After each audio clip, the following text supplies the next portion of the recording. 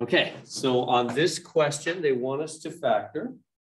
And how do we factor this thing? Well, let me do this one with you by way of comparison. I think I can help a little bit if I compare it for you. So for example, what would you do if you had to factor, let's say, z times w minus 8 times w?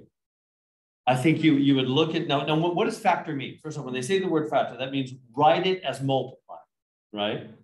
So write as multiplied. So somehow, so what if I gave you, factor ZW minus 8W? You would look at these, so how do I write that, like with something on the outside and like two things in the middle with a subtraction? That's factoring, right? Write it like it's, ready to be distributed. So how would I do that?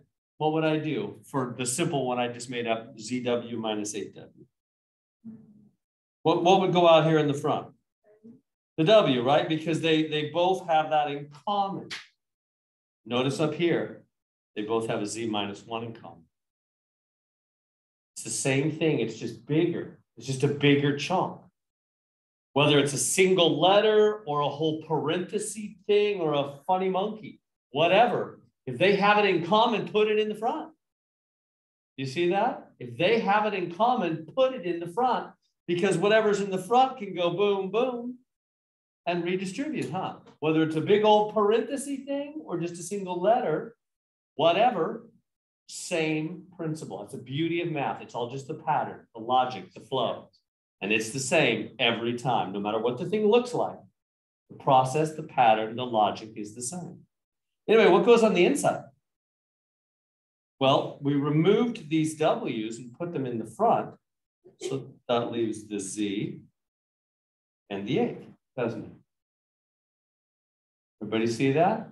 You're removing the common part they share. It's almost like when we pass out an exam, right? I know we're taking some exams online, but when we pass out an exam, and then at the end of class, I collect them all into the front, right? It's like this student has an exam, this student has an exam, and we collect them all in the pile in the front at the end of class. Kind of like what that's like, right? We're just taking from them their common element, putting it in a pile at the front. And then that one could redistribute. Then you leave behind the students without their exams. So that's the same thing, whether you have a single W or you have, whatever, a blah, blah, blah, and a blah, blah, blah. You put the blah, blah, blah in the front, don't you? So even if it's a big fancy Z minus 1. Sorry, I'm scribbling all over this. So you just say, okay, so here, by the way, here's how you should look at it. This is the separator. Pluses and minuses, adding and subtracting outside of parentheses, are the separators. You'll need to pay a little more attention to that. It's a harder section. So that's the separation. And it's okay, what do those two terms both share in common? A parenthesis, Z minus 1, huh? So put that in the front, just like I put the blah, blah, blah in the front or the W in the front.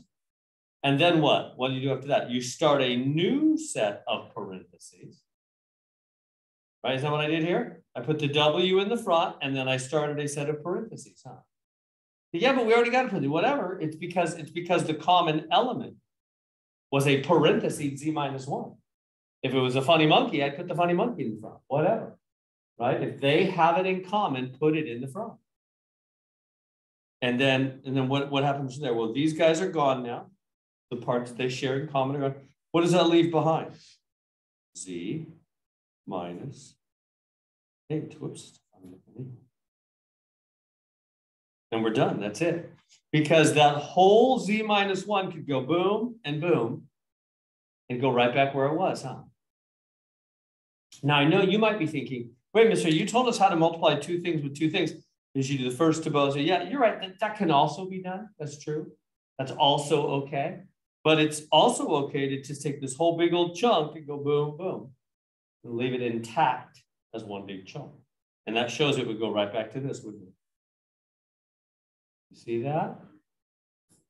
And so there we go. That's the factorization. And by the way, how do you know when you're done? Like, are we done here? Yeah. When you're done factoring, all the pluses and minuses are contained in parentheses. Does that make sense? When you're done, all the pluses and minuses are contained in parentheses. So yes, we're done there.